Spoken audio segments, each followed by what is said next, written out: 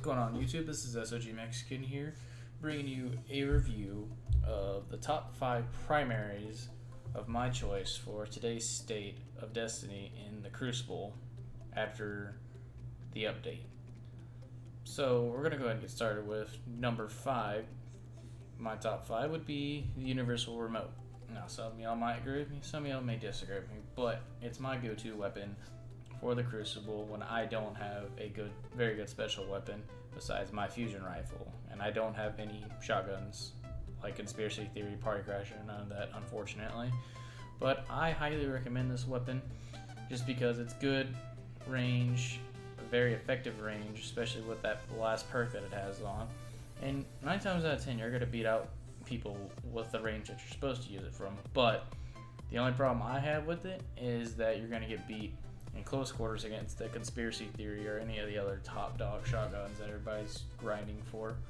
But overall, I rate it as a pretty good weapon. It comes out with a optimal time to kill with 1.03, impact of 61, pellet damage would be 20, and then total damage would be 216. Has a range of 14, max range of 23, has a stability of 41, reload time is looking at 29 seconds, max size about 5, but it has 0 aim assist, which makes it a little bit of a harder of a shotgun to use compared to the other shotguns where they actually have a little bit of aim assist compared to Universal Remote.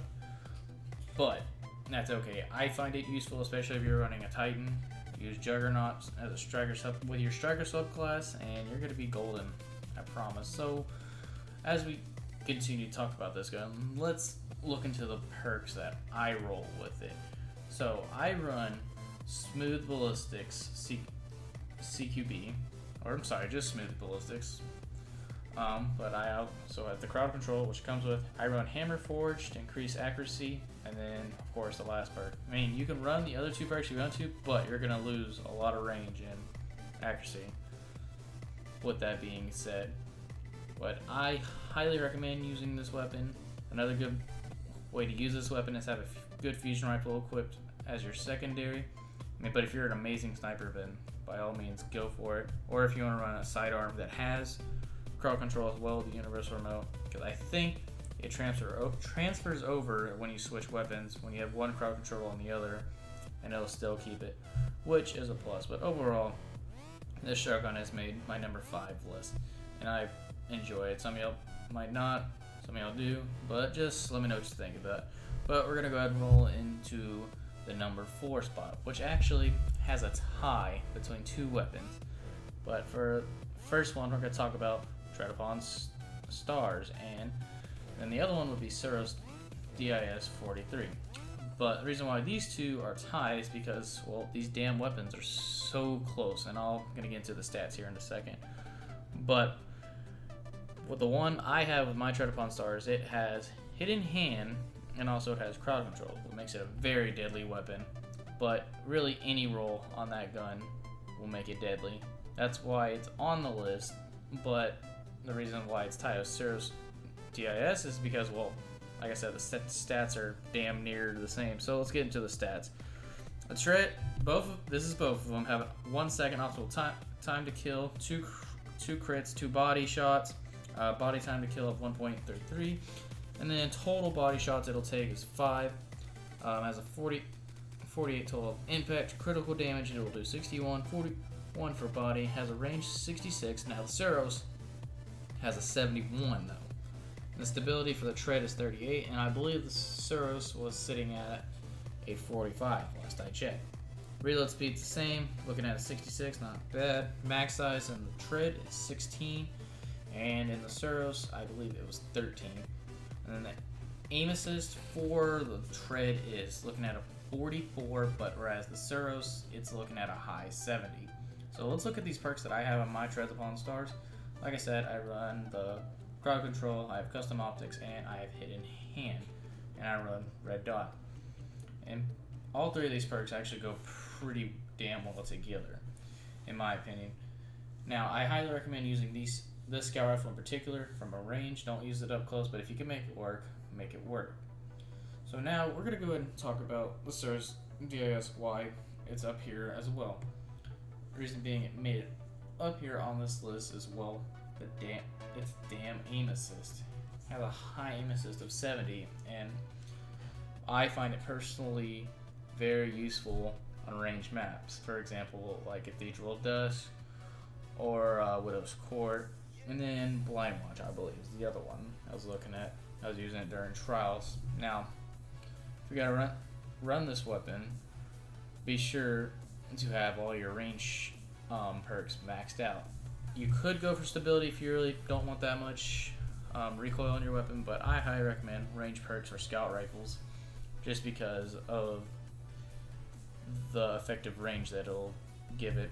Whereas if you're up close, it'll do max damage, but if you know the further you are away, the further the bullet drop off will be. But that range will increase the effectiveness of how far the bullet will go before the damage drop off. Excuse me.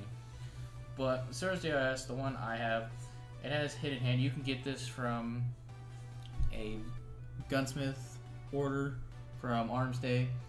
And I forgot to mention, on Shredder Pawn Sarge, you can get that from any of the Cabal strikes. It's a random drop, not so much guaranteed. I got the one that I have on my first try doing the Nightfall. That was just this past week. And then my Suros, I got it from one of the early Arms Day, and I absolutely in love with it.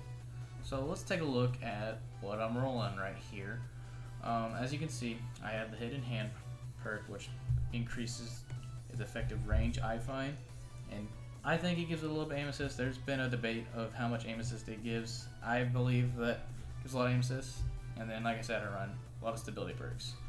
Then number 3, no surprise here, the MIDA Multi-Tool, the go-to weapon that everybody prefers to use on decently ranged maps. Because check it out, it has a 0.90 time to kill, 3 crit, 1 body shot, a body shot time to kill of 1.5, 6 body shots, has an impact of 37, critical of 57, body of 38, has a range of 58, stability 49, reload speed is at a max, has 21 bullets, and the chamber has a 90 aim assist. Now that aim assist is ridiculous if you ask me. Plus, if you're using it, it's very good to stagger snipers, I find. I don't personally use the MIDA Multi-Tool that much for PvP anymore, just because I prefer to use my legendaries and I have other exotics I want to use. But if you want to roll with the MIDA Multi-Tool, by all means, I'm not going to stop you. Because like I said, it's very good for staggering, very good for trials or 6v6. But if you're going to run it for trials, just be sure you use it on like a ranged map. For example, this one, Widow's Court. But what will counter you is probably another MIDA Multi-Tool, because it's very hard for a sniper, because I've been in a sniper shoes where you're trying to snipe a guy using the MIDA Multi-Tool and you just keep getting freaking staggered for no reason. But like I said, it's number 3 on my list. I make it work, and I'm sure anybody else can. But let's look at the perks I have. I have soft ballistics, and also that third eye perk. That's a good freaking plus to what makes it an exotic. And then I run the lightweight to make sure I run really fast across the map. You can put quick draw, you can put field scout, however you want to roll. But I prefer lightweight just so I can get from one end of the map to the other. And so after that, we're going to go ahead and roll right into the number 2 of the list, the Hawkmoon. Now, some of you are wondering, it's a hand cannon. Hand cannons aren't really that great. Hand cannons are good, well, to a certain extent, especially this one. They're going to ask, why is Isoluna not on there? Well, reason being, well, Isoluna is just a mini Hawkmoon. I'm going to get into the details why. The Hawkmoon has a 0.87 time to kill, 1 crit, 2 body, and then a 1.3 seconds body shot time to kill. 4 body shots, has an impact of 87, critical 86, body 57, range of 32, stability of 51, reload speed 39. In the mag we have 14 shots and has an aim assist of 50. Now let me get into details why Hawkmoon is better than Isoluna or any of the other hand cannons, or last word, but to an extent. Hawkmoon, the reason why is the perks that it has on it with the lucky bullet. Yeah, there's 3 of them holding aces. which I find where if I'm in a situation, especially in close quarters, I always get that lucky shot, and then I end up 2-shotting a guy, or sometimes, across the way, 3-shot, and it's just ridiculous how it works. And some will say, well, last word's better up close. Well, yeah, it is, but last word, since year 1, hasn't had, like, highly effective range since the bullet drop-off nerf they did to it a little bit, but Hawkmoon still up there. I mean, I find myself to outgun other opponents using pulse rifle sometimes, like the dreaded grass and Malok or Saros PDX, anything like that. But if you want to use it up close, go ahead. Medium range, fine. Long range, I kind of recommend, but it's however you want to roll. So we're going to get into details of what I'm rolling, or what I'm running on mine, I'm sorry. I am running Acquires Ballistic, sorry, I can't pronounce that right, Luck in the Chamber, Hammer Forge, and there's also Quick Draw Speed Reload, and then, of course, the Holding Aces. You're going to want a lot of range, and you're going to want both range and stability on hand cannons in particular, just because sometimes hand cannons have a huge kick. So we're going to go into the number 1 spot, and right here we have the dreaded Grass Malok. Some are thinking, oh my god, this gun, I can't get away from it. Well, I'm going to tell you why. Because I got mine from that Nightfall Strike when it was the buzz about everything, using Omnigol, Solar Burn, all that funny business. But the Grass is just a freaking ridiculously overpowered weapon in my opinion. It's the new meta. There's no arguing about it. We're going to go ahead and get into details right here. It has a .80 time to kill, 3 burst, 8 crit, 1 body. Has a 1.33 seconds of time to kill for body shots. That's 4.33 burst. Has an impact of 4, a critical shot of 23, body shot of 16, range of 33, stability 54, reload speed 61. Has a magazine size of 33, and then the dreaded aim assist that it carries 82. And then to me, that's what makes this gun so good. I recommend running it with some stability perks, or if you have God roll, then run whatever the hell you like, man. I'm not gonna stop you, but I prefer to have stability perks on this particular gun just because I notice it has a big kick to it. But it's however you want to roll with it. I'm not gonna stop you. My roll in particular consists of kind of just trials perks per se, nothing really fancy, not God tier, where it has half gloss and then Head Seeker. There we go. Couldn't think of the perk for a second. But yeah, it is the meta. I find it useful for all sorts of types of situations, long, medium, and close, just because of the optical time to kill. And it's just ridiculous rate of fire. Granted, its impact's low, but it still eats people's lunches. Like, it's no problem. Now, of course, you're gonna find yourself get beat out long range by maybe a MIDA, maybe a good scout rifle, like the ones on the list. But odds are, if you're running a Grass, you're probably gonna win in close quarters and medium range. Like hell, it can even break out the Zalo Super Cell at auto rifle range, and I feel like that shouldn't be a thing, but that's okay. We're gonna put it on the list anyways.